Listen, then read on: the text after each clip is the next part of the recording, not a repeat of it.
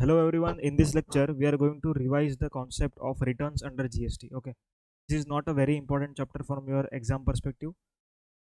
Okay, खाली एक बार आपको फॉर्म नंबर याद रख के जाना है। पूरा चैप्टर एकदम डीप में करने की कोई ज़रूरत नहीं है, खाली फॉर्म नंबर याद रख के जाओ, that is sufficient. Okay, what is the meaning of return? Returns means the tool by which information is transformed to tax authorities. ठीक है, मैंने सेल किया, गवर्नमेंट को कैसे पता चलेगा? मैं जब बताऊंगा तब पता चलेगा। ठीक है, तो मैं कैसे बताऊंगा? By filing returns. ठीक है, तो there are various returns under GST. अपन एक एक रिटर्न समझेंगे, उसका थोड़ा इंपॉर्टेंट पॉइंट्स मैंने जो लिखा है वो भी डिस्कस कर लेंगे। GSTR 1 is for outward supplies. ठीक है, जो मैं सेल करता हूँ उसके लिए मेरे को GSTR 1 फाइल करना पड़ता है। ठीक है, अब GSTR 1 किसको फाइल करना है? सबको फाइल करना है, including casual taxable person but excluding few person, that is input service distributor, NRTP.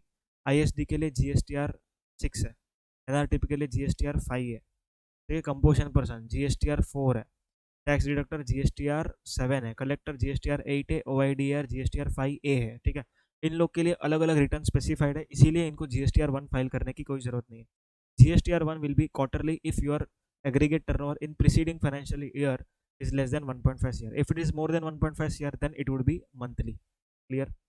अब इसमें इंपॉर्टेंट पॉइंट्स, B2B सप्लाईज आपको इनवॉइस वाइज दिखाना है। ठीक है, इंटर स्टेट B2C सप्लाईज भी आपको इनवॉइस वाइज दिखाना है, अगर इनवॉइस का वैल्यू इज एक्सीडिंग ₹2,50,000। और अगर B2C है other than above specified, that is 2.5 lakh से कम का पर इनवॉइस वैल्यू है, देन आपको इनवॉइस वाइज दिखाने की कोई ज़रूरत नहीं है। ठीक है, आपको कंसोलिडेटेड एक फिगर दिखाना पड़ेगा। अब इसमें एक इंपॉर्टेंट पॉइंट आपको बता दूं, जब भी ये अमेंडमेंट करना है, एग्जाम्पल B2C आपको अमेंड करना है। ठीक है, फॉर एग्जाम्पल जुलाई में मेरा B2C का सेल था ₹100, टोटल 10 इन्वॉइस था, सबका मिला के 100 था, पर इसमें से एक इन्वॉइस का वैल्यू कम हो गया तो मेरे को अमेंडमेंट करना पड़ेगा अगस्त में। ठीक है, तो जब आप अमेंड करते हो तब पूरा जुलाई का 100 अमेंड होता है। ठीक है, एग्जाम्पल वो 10 का इन्वॉइस कैंसिल हो गया तो टोटल अभी कितना हो जाएगा? 90। तो यहाँ पर -10 के बजाय पूरा 90 दिखाना पड़ेगा। ठीक है, यहाँ पर एक टैब आता है, you have to amend which months sale. आपको जुलाई सिलेक्ट करना है एंड रिवाइज्ड फिगर डालना है, not the differential figure, you have to put the revised sale figure of the. तो आपका जुलाई का data amend. Next one is GSTR 2 operational, so not discussing. GSTR 1 का due date very important. GSTR 1 का due date 11th of the next month, पहले 10th था अभी 11th है, क्वार्टरली के लिए 13th है, और Q3 एंड Q5 2000। मतलब अगर अप्रैल मंथ का रिटर्न है तो आपको 11th ऑफ मई तक फाइल करना है, अगर अप्रैल में जून का है तो 13th ऑफ जुलाई तक file. GSTR 2 not operational, not GSTR 2 is for furnishing inward supply। में करना आपको कुछ, खाली आपके सप्लायर ने जो आपको सेल किया है तो आपको GSTR 2A में दिखेगा। ठीक है, तो आप फाइल कर दोगे GSTR 2। GSTR 3B is a summary return. क्या है वो? रिटर्न है, समरी रिटर्न मीन आपका टोटल सेल का figure, IGST total, CGST total, SGST output, input में भी सेम, RCM का सेम, आपको सिर्फ टोटल टोटल फिगर डालना है, not invoice. GSTR 3B is a very important return for filing for payment of tax. Clear है? आपको जो GST का हमने पिछले लेक्चर में देखा, payment of tax, it is only possible when you are filing GSTR 3B।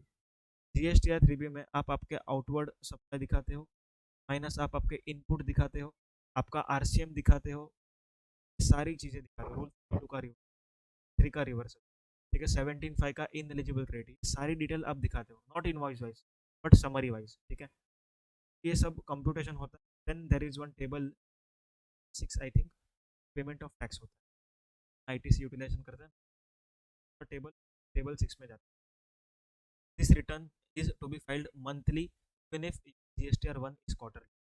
GSTR 1 quarter पर payment monthly चलेगा। ठीक है, पेमेंट कब तक? 20th of next month, April month का है तो 20। GSTR 3B shall be filed to make done clear. और अगर आप कंपोजिशन पर्सन हो तो आपको पेमेंट ऑफ टैक्स के लिए GSTR 3B फाइल नहीं करना, CMP 08 फाइल करना है। क्या फाइल करना है? CMP 08, not GSTR 3B। यहाँ पर लिखा हुआ है ISD, ये सब ISD को तो टैक्स पेमेंट कर, बाकी लोग रिटर्न के। CTP शैल पे एडवांस टैक्स, एस्टिमेटेड लायबिलिटी में से अगर पेमेंट कुछ भी नहीं करना है आपको, नील रिटर्न तो फाइल करना ही भी अनफाइल, ठीक है। आपका सेल नहीं है तो फाइल ही नहीं करोगे, ऐसा नहीं है, फाइल करना, बट नील फाइल करेंगे। Next is GSTR 4। GSTR 4 annually file करना है। किसको फाइल करना है? पोजिशन पर्सन को फाइल करना है। कब तक फाइल करना है? 30th of next financial year, ठीक है। 1920 का है तो 30th अप्रैल 2020। CMP 08 में उसको क्वार्टरली पेमेंट ऑफ टैक्स करना, क्या करना है? Quarterly payment of tax by 18th of, पर नहीं लिखा मैंने, by 18th of month subsequent to the quarter. अगर अप्रैल टू जून की हम बात कर रहे हैं, जुलाई 18 तक, ध्यान देना, 18th ऑफ जुलाई तक कंपोजिशन पर्सन को उस क्वार्टर में जितना भी सेल किया उस टैक्स का पेमेंट 18 जुलाई। CMP 08 फाइल करके। CMP 08 is not a return, CMP 08 is statement. GSTR 4 is return annually too, पहले ये क्वार्टरली था, बाद में इसको एनुअल कर। GSTR 5 NRTP के लिए। अभी इसका ड्यू डेट थोड़ा सा अलग है, सबसे ज़्यादा अलग इसका due date within 20 days from the end of calendar month. तो अपना 3B का डेट था ना, सेम वैसा ही। और अगर रजिस्ट्रेशन आपका उसके पहले खत्म हो जाता है, जब आपका रजिस्ट्रेशन खत्म 7 दिन में, इज अर्लियर, क्लियर है?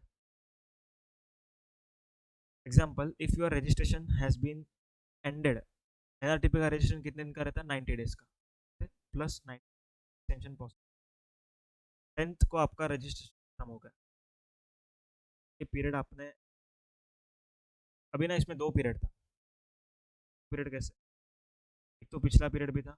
एग्जाम्पल लेता हूँ, अप्रैल 1 से लेकर के आपने 10th मई तक बिजनेस किया, ये पीरियड में आपने बिजनेस किया, तो आपको आपको रिटर्न, पहला रिटर्न कब फाइल करना था? 20 मई को, ठीक है।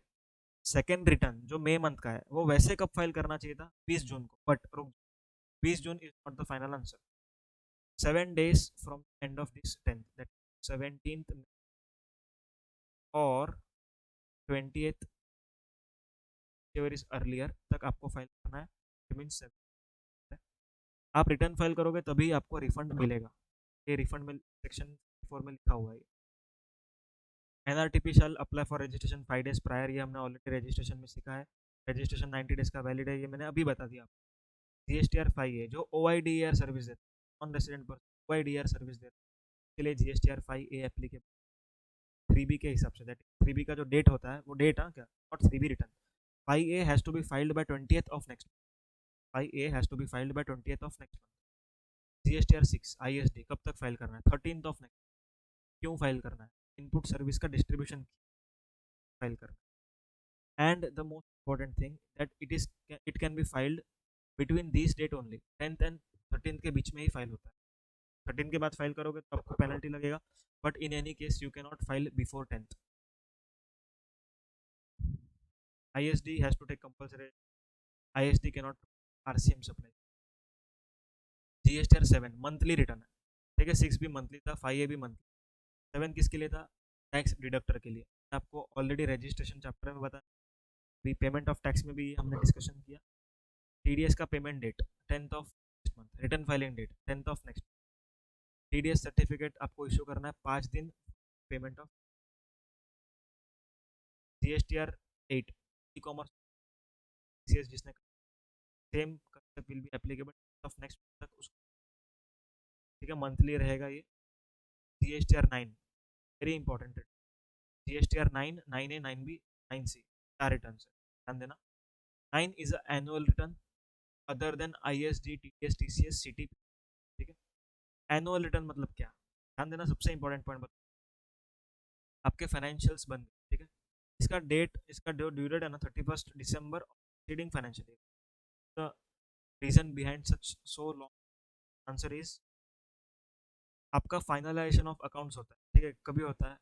एज पर ROC, जब भी आपको MPT 7 AOC 4 देना होता है, ठीक है, या तो फिर आपको इनकम टैक्स ऑडिट एप्लीकेबल है, ठीक है, तभी आप finalisation of books of accounts करते हैं। फाइनलाइजेशन में सेल्स फिगर आपका फ्रीज हुआ है, क्या उस फिगर्स के हिसाब से GST पे हुआ है या नहीं, आपको रिकन्सिलेशन देना होता है 9C में, if it is applicable. Sales आपका एज पर टैक्स ऑडिट और एज पर आरओसी जो भी आपका फाइनल बुक्स ऑफ अकाउंट्स का जो आपको जीएसटीआर 9 में रिकनसाइल करके भाई इतना मेरा टैक्सेबल सेल इसके ऊपर इतना टैक्स बनता है, मैंने पेमेंट किया, इतना एग्जाम से इसके ऊपर मेरा इतना किया, ये पूरा डिटेल जीएसटीआर 9 में जाए। GSTR 9 is a very heavy return, काफ़ी सारे टेबल्स है उसमें, टेबल 17 तक। Annual return, annual returns due date is 31st December of next financial. GSTR 9 है, GSTR 9A is for composition, भी फाइल करना है 31st December तक। 9B, 9B एनुअल रिटर्न, इसका ड्यू डेट का हम बात कर, इसका टर्नओवर लिमिट का बात करेंगे लास्ट में, पहले 9C तक मुझे पहुंच।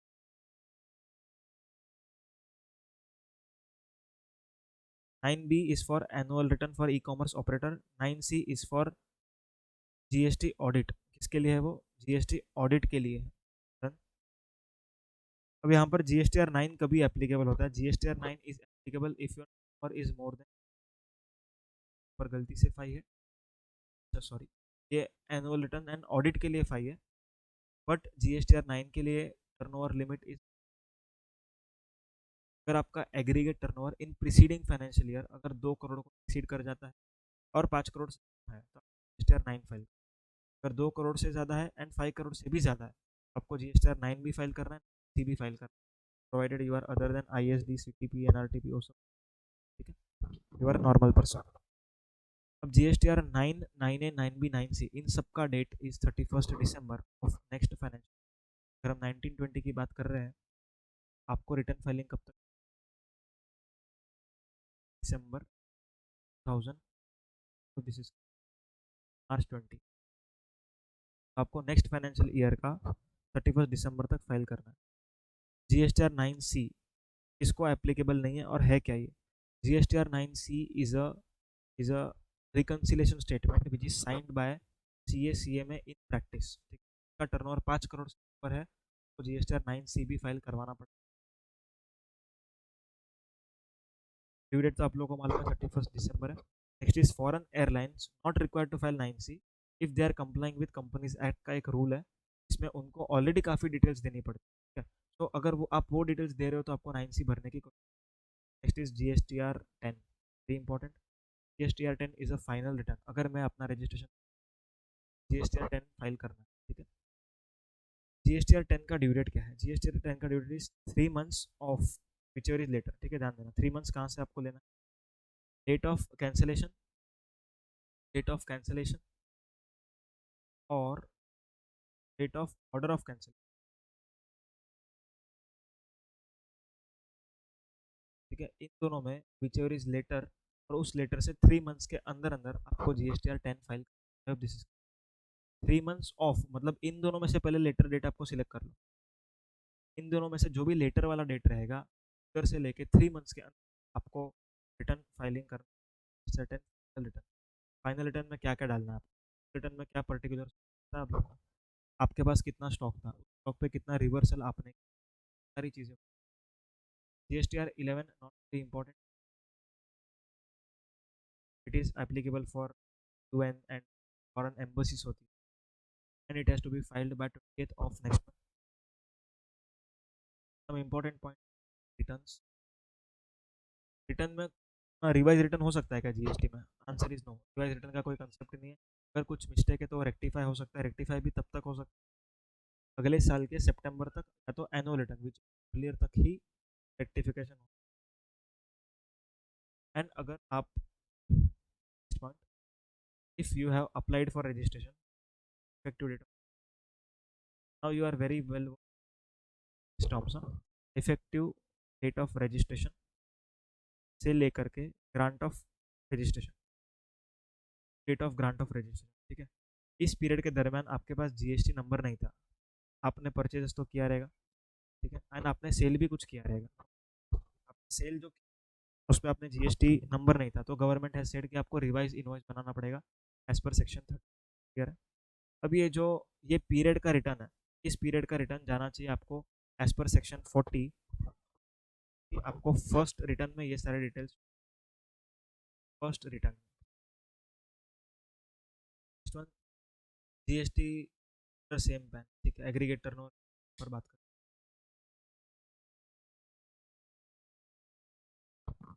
अब ये नोटिस का बात किया है मैंने, हम असेसमेंट में डिस्कस करेंगे point number 4, so we are not discuss for here, this is very important. तो डिले अगर हम करते हैं रिटर्न फाइलिंग में, तो how much is the penalty? तो answer is if it is a nil return, इसमें इसमें कोई डिटेल्स नहीं है, टैक्स पेएबल की बात नहीं चल रहा, टैक्स पेएबल नील है कि नहीं उससे मतलब नहीं है। Nil return means there is nothing to disclose, मेरा सेल्स जीरो है, परचेज भी जीरो है, उसको बोलते हैं नील return.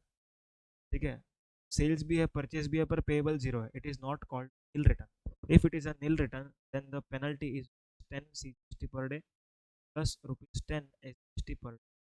If it is a if not a nil return, then it is rupees 25 per day,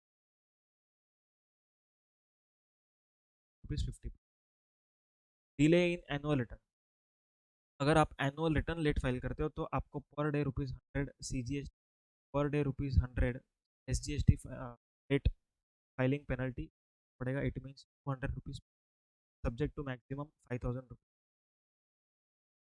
अगर आपने 9C लेट फाइल किया, 9C का कोई पेनल्टी प्रिस्क्राइब नहीं है, इट मीन्स की जनरल पेनल्टी 5000। 9 का penalty is rupees 100 but 9C का penalty 25,000 at general penalty. Residents for providing OIDR service, GSTR 9 file करने की रिक्वायरमेंट नहीं। GSTR 9 and 9 shall not be required for the person aggregator not, इसका 2 करोड़ से aggregate turnover है, उसको 9 तो फाइल करना ही नहीं है, 9C भी फाइल नहीं करना है, क्योंकि 5 करोड़ से, अगर 2 करोड़ से ज़्यादा है पर 5 से कम है तो 9 फाइल करना है, 2 से भी ज़्यादा है 5 से भी ज़्यादा है, 9 एंड 9C दोनों file. GSTR 3 shall not be required to file if GSTR 3 भी हैज़ बीन। ठीक है, GSTR 3 अब तक हुआ ही नहीं है, तो इस पर हम भी चर्चा, फिर भी कम रिटर्न्स